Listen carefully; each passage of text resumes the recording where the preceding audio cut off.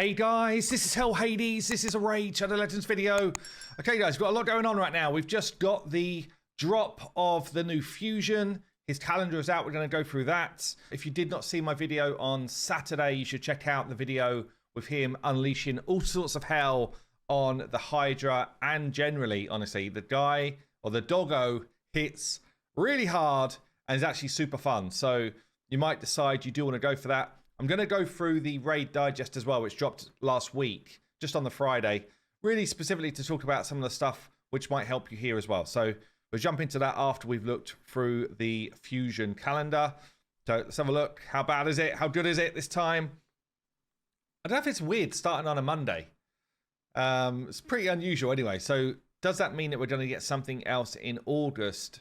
Or are they just going to go from this Fusion straight into something like a, you know, one of those like hero paths where you can get his 5-star soul, something like that, which I would say would be massively worth it if you're going to go for this Fusion, because a 5-star soul on someone who hits hard makes him hit a lot harder.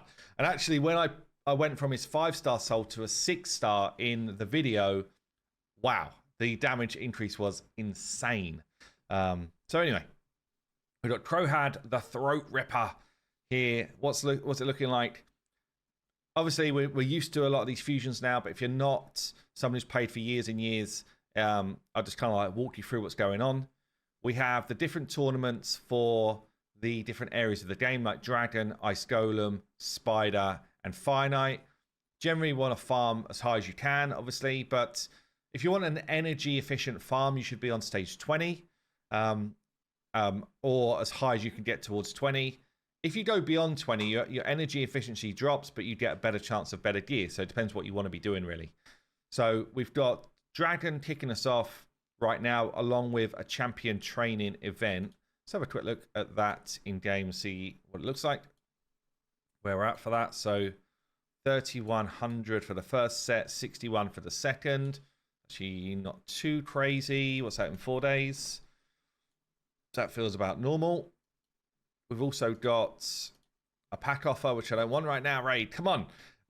We've also got the Dragon tournament popping up real soon. So we'll check that out when it comes in. Yeah, so champion training and Dragon. Dungeon Divers doesn't start till tomorrow. So you might decide just to bulk hold your energy until tomorrow. We've also got the reset of Clan Shop. I don't think there's any energy today. Let me just check again. No. So hopefully we get some energy pop up in the shop tomorrow. But yeah, you could just hold all of your grind from tomorrow, and then you get your Dungeon Divers dipping into your Dragon. And then right at the end here, we get Ice Golem going into that Dungeon Divers as well. Dungeon Divers, I'd say, other than do I own shards, Dungeon Divers tends to be the hardest one to complete nowadays. So it's just worth like realizing that. You might just hold energy today. We go into gear enhancement. We've got 1, 2, 3. If you're playing quite conservatively, you should earn enough silver in selling stuff between the different events to be able to do the gear enhancements. Especially if you do, you know, use things like the clan shop, buy up the silver here, use the forge tomorrow when we've got clan v clan going on, and basically forge a load of crap and sell it off straight away. Obviously keep the good stuff, but sell off anything else. And you should find that you can just about scrape through with silver and earn enough as you go.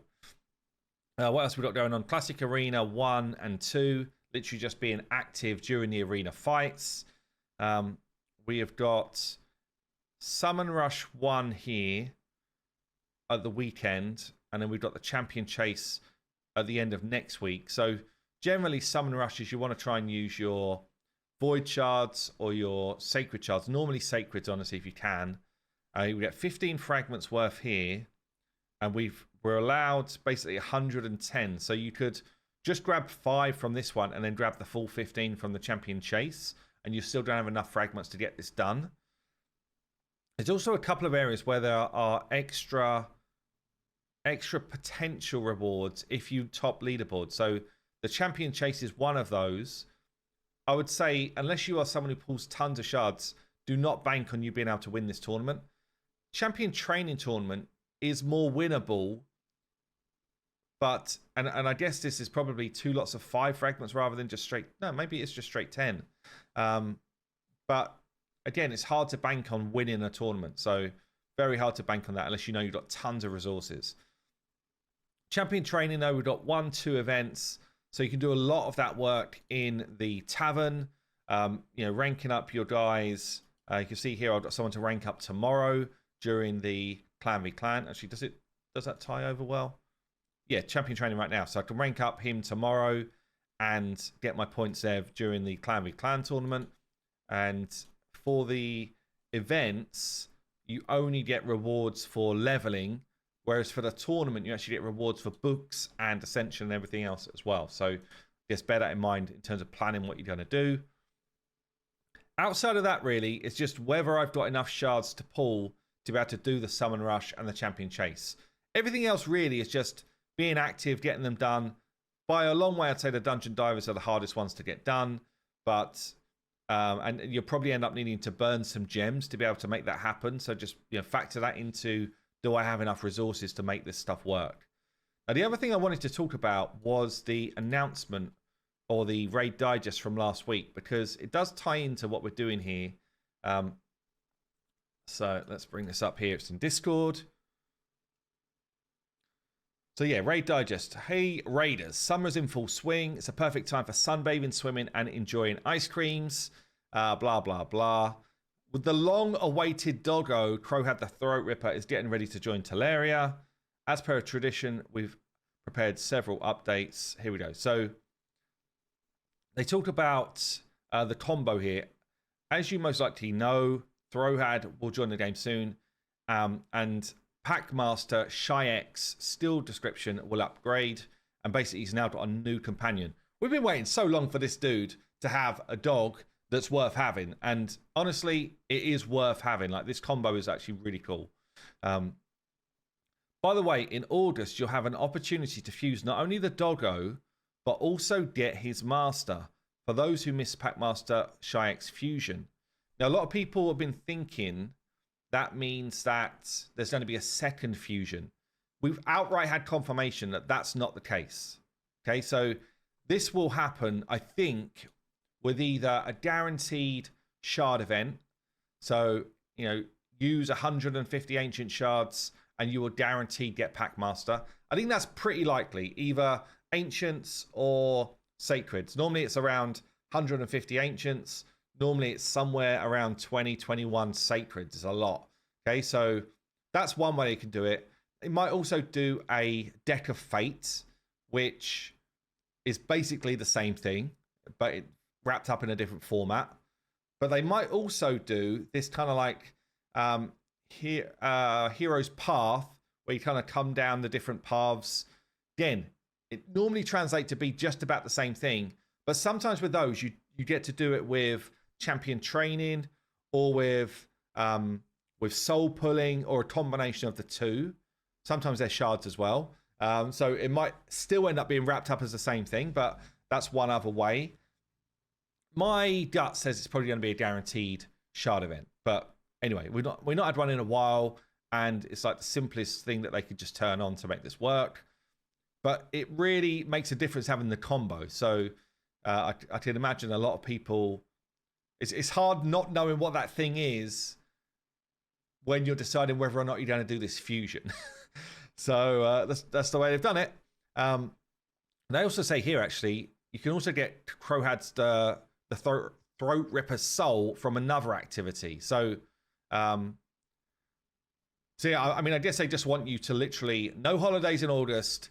You're all in for this big, long event, which is quite, I guess it's quite clever. They don't keep you playing that game all day long because this combo is crazy and the soul makes a massive difference. So what else we got here? Rebalance of the Crown of Corruption Relic. So this one, certainly at a high level, was like OP. Following a review of recent usage data and players' feedback, we've determined that it provides too much, specifically speed, right? So it was just giving you a percentage of speed, which was insane. And yeah, it was just too much. It was completely overpowered and an imbalance to the game.